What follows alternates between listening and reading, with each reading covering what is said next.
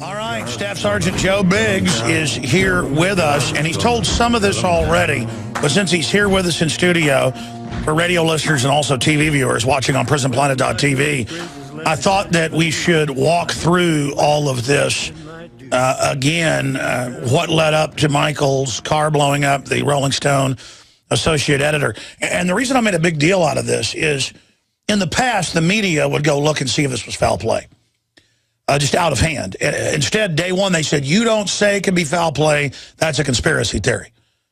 And then just more and more comes out. The car not speeding as fast as they said, the flash of light. Then people going and looking at the tree, including our reporters we sent to L.A. The tree not even really damaged. It came to rest up against it. The engine blown out the back way down the road. All of this stuff. And the fact that he sent an email saying basically, they're after me, I'm going to go into hiding, get ready for the feds. And some of Michael Hastings' other friends that have talked to Joe Biggs, and of course, Joe got the email where he said he was basically going into hiding and had a big story he was about to break and get ready for the feds to come. Everybody else was too scared to even release that email. And let me tell you, folks, when it's not an inside job or foul play, they come out and say we're doing an investigation for a couple weeks. And the car blew up. We don't know what did it. When it's suspicious, they go, no foul play. This is completely normal. Happens all the time. Nobody look at this. The feds weren't talking to him. He wasn't working on a big story. There's nothing happening here. Just move along. When you see that type of behavior, ladies and gentlemen, that's when the red flags go up. And I've seen them kill a lot of journalists. Gary Webb, you name it, the arkansizing of people. This is a really serious issue. And persecution of press all over the world is a big deal. So Staff Sergeant Joe Biggs, good friends with Michael Hastings, they kept in contact with each other in the years after they've been in combat together, said, I'm going to stand up for my friend. He went to the memorial on the East Coast, was there. She came up to him. I mean, he really told the story in detail yesterday and specifically told him, I'm going to bring down whoever did this. And then to see her up there all glowing, oh, nothing happened, move along. I mean, folks, this is really getting serious. And if they can kill Michael Hastings and nobody investigates it, then they can kill Alex Jones. They can kill Ron Paul. They can kill Matt Drudge. They can kill Breitbart. Oh, I guess he's dead. They can kill whoever they want. And at a certain point, if more people start dying, I don't know what we're supposed to do because, you know, I'm not looking to start a fight here, but and I know it's a big shadowy government and things, but, you know, at a certain point, we just can't sit here while death squads run around killing whoever they want. Now, Staff Sergeant Joe Biggs, you heard me just lay out some of the basics of what happened, but getting back into it, talking about remembering Michael Hastings and just repeating what you said about him in combat compared to all the other press you ever saw, and then how scared he was. In your own words, repeat what you said last night to the cameras, on record here live on air for our own safety, because I want to get everything out you said last night here live on air, because I don't want to sit on this tape while we're putting it in the film, and then, you know, we both end up having our own little explosions. Well, like I've said before, 2008, I find out that we're going to get another reporter in bed with us, and, you know, like me and the rest of the guys are kind of like rolling our eyes like, oh, great, here we go again. Another, you know, reporter coming out here saying that they're going to be all hard and hard charging, and they're, you know, dedicated to working on their stories and doing all this. And to, you know, when he gets there, it was just a whole different persona of what I just had, you know, in my head from all the other guys. He jumps in there and he's just like, you know, what are you guys doing? What are you working on? You know, how could I help? You know, what's the best way to, you know, portray what's going on? You know, so we get out there and we finally get on. He goes on a few missions with us, and he actually was involved in a pretty big one up on a mountaintop in Pakistan. And we came under attack, and, you know, like I said before with other reporters, they would just whimper down and they would, you know, like, why did I do this? I want to go back home. I didn't sign up for this. You know, and Michael's just sitting there with this grin on his face, and I'm looking over at him. And I just remember kind of sitting there shooting my M4, and I'm looking over, and he's just looking up at me, smiling with the camera. And he's like, is this it? Is there more? You know, he just had that intensity, that passion about what he did. And you described there's A-10s, helicopters, mortars going off around you. Oh, yeah. There were A-10 Warthogs coming in. We had helicopters shooting Hellfire missiles. It was just complete and total chaos controlled chaos, I guess you could. It was like a scene out of Apocalypse Now. Yeah.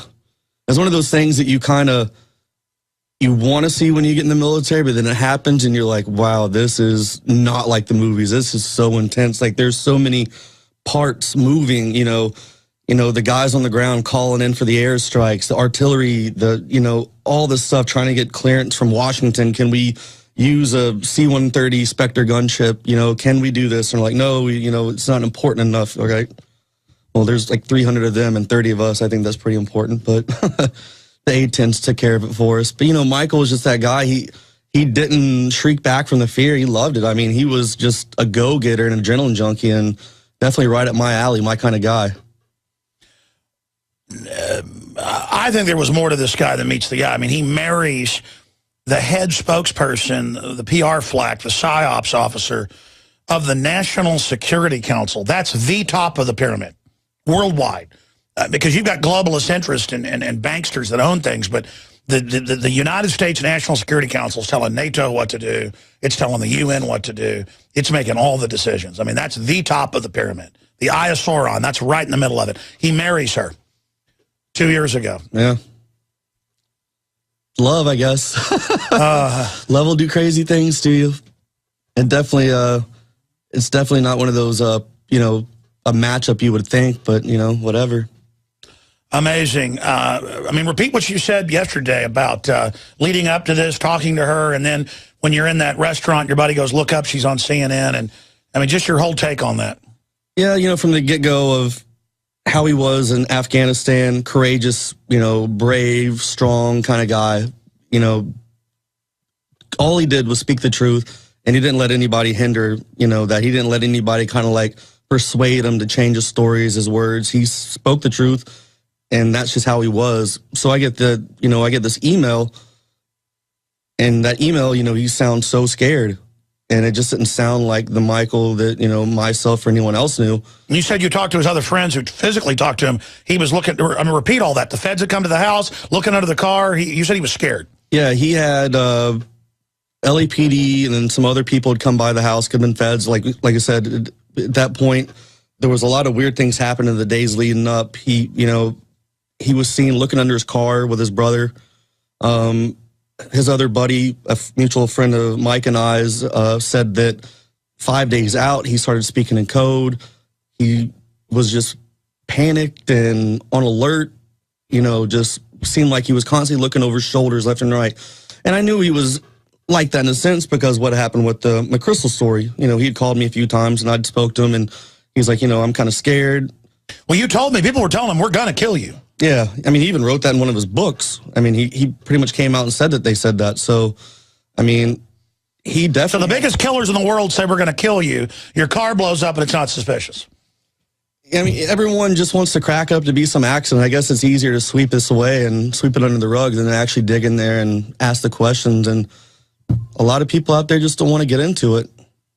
But, it's not going to stop me and some other people I know that are still curious and still have all these unanswered questions, and we want to find out what's going on. Well, like you said, Mike would do it for you. Oh, of course. Mike would do it for anybody. I mean, that was just the kind of guy he did. Anything, any kind of, unjust act that happened, and he didn't feel right about it, he'd get that gut feeling. I mean, he's going to look into it. I mean, he was going to find out what was going to happen. I can't just not, I didn't choose for the email to come to me. I would have saw that and been like, what's going on, and definitely still been curious about the whole thing. But it came to me, and I didn't ask for it to happen. But I got this feeling I had to do something. But before I even released the email, I started contacting the other people that were on there, and I'm asking them, hey, don't you think this is weird that we got this email and now he's dead? Like, are you guys at BuzzFeed going to do anything about this? And then the response I got was, you know about this? Question mark, question mark. And then that was it. And I kept emailing them back. So what are we going to do? Nothing. So I started asking around, I asked my mom for some advice. I was like, should I say something? And my mom was like, don't say anything. She's like, that's some scary stuff. I thought about it for a while, and I was just kind of like, my gut tells me I've got to say something. So I started contacting different people, and, KTLA was the one who responded. So I forwarded them that email, and now, you know, most people aren't thinking this is an accident anymore. They're kind of getting that feeling that I had from the get-go. That's right. You brought the fact that he was going into hiding, that the feds were coming after him. They didn't want that in the equation. They wanted everybody to be scared. Yeah. But one guy stood up, and now more and more is coming out. Get into, I mean, repeat what you said yesterday when we were taping in there for the film about, you know, what she told you at the funeral, then versus what you saw on CNN, and what you think might be going on there.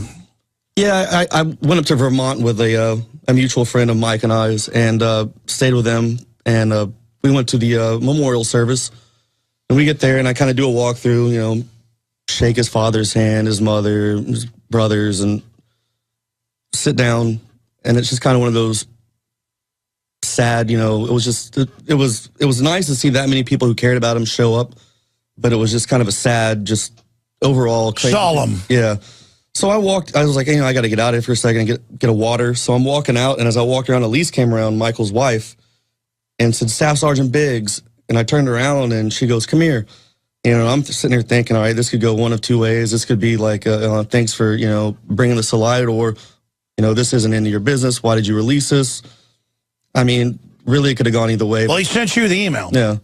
So she actually comes up to me, and she's crying, and she hugs me and says, thank you. She starts talking to me about how Mike had spoken about me many times. And I mean, she knew more about me than I knew about her. I mean, she was just going from story to story from Afghanistan to the conversations we would have, and she knew everything about me, you know, and I kind of put me more to calm. And then, you know, after she wiped the tears away, you know, she got that pit bull look, and she told me, you know, we're going to find out. She's like, I'm going to find out who did this. And I'm not going to like roll over on this. This isn't an accident. I will find out who did this. And that was pretty powerful for me. She said this wasn't an accident. Yeah. And then fast forward a month later, Yeah, well, then I tell her that I'm going to go to L.A. and do some investigating. I want to look around and find out what's going on. You know, I had a whole checklist of things I wanted to, you know, cover and go over. And we have some potential suspects. Yeah. So. I think she was threatened, but keep going. So I send her that, and at first she's like, okay, that's fine. You know, she just seemed all, you know, dandy about it. It seemed like, yeah, whatever, you know, go do it. You know, that's your friend. You can find out whatever you want. You know, I'm going to do what I'm doing and investigate on my side, and you do what you want to do. And then the next day, I wake up, and I took a nap, and I had like 4 or 5 long texts. That was right after you'd been on my show. Yeah. 4 or 5 long texts, and, you know, like, don't go to LA, don't do it, please don't go. And I texted back, I was like, why? And she's like, just don't do it. I don't want to get into it, just don't do it. And then I called because I was like, you know, my heart started pounding. I'm like, all right, why the big change? And when I called, she didn't even answer. Someone else did, this lady, saying that it was her friend, you know, and I could kind of hear her off in the background. And they were just like, you know, Elise doesn't want you to go right now. Please don't do it. Cancel the whole trip. And so, I mean, you know, you hear a widow, you know, like that, and so you called me. I was going to send 2 reporters with you at least, yeah, and a former NSA guy who investigates these things. And you said, let's wait 2 weeks. So we wait 2 weeks, and I didn't even know she was going to be on. I texted you at about 9 at night. I was putting my kids to bed. Yeah. I texted you, go, hey, you know, how are you and her doing? You heard anything new? And you go, what are you talking about? She's on TV right now. Yeah. So let's fast forward. Where are you right then when I'm texting you? I was actually having dinner with a buddy of mine, Spencer, and you know, we were just actually kind of going over some stuff I was talking about. He was asking me, you know, what are some new leads in the story? You know, have I made any progress? And next thing you know, he kind of nudges me, and he's like, you're not going to like this, but look up. And I looked up at the TV, and, you know, it's Elise Jordan, you know, Piers Morgan, and I just kind of got this sour gut feeling. I was like, what, really? And then the interview goes on, and then she just seems happy. She's saying this is an accident, and my stomach hurt. I mean, I pretty much paid the bill, got up and left. I just couldn't even stomach to be there. And not even until the next morning that I actually, after sleeping on it, did I even watch the video on YouTube. It was definitely a 180 change from how she was to this whole other. Again, what led up to Michael's car blowing up, the Rolling Stone associate editor. And the reason I made a big deal out of this is, in the past, the media would go look and see if this was foul play. just out of hand. Instead, day one, they said, you don't say it can be foul play. That's a conspiracy theory.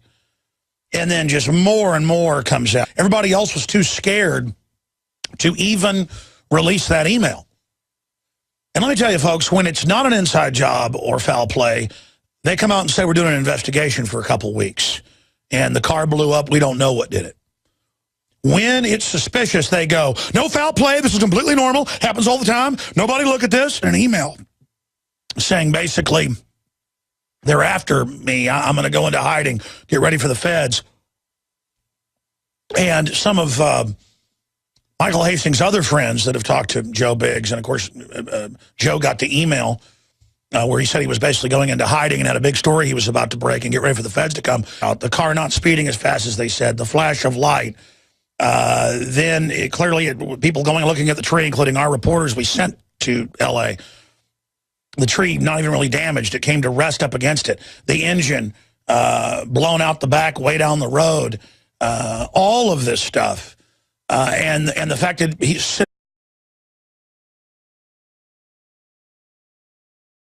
All right, Staff Sergeant Joe Biggs is here with us, and he's told some of this already, but since he's here with us in studio, for radio listeners and also TV viewers watching on PrisonPlanet.tv, I thought that we should walk through all of this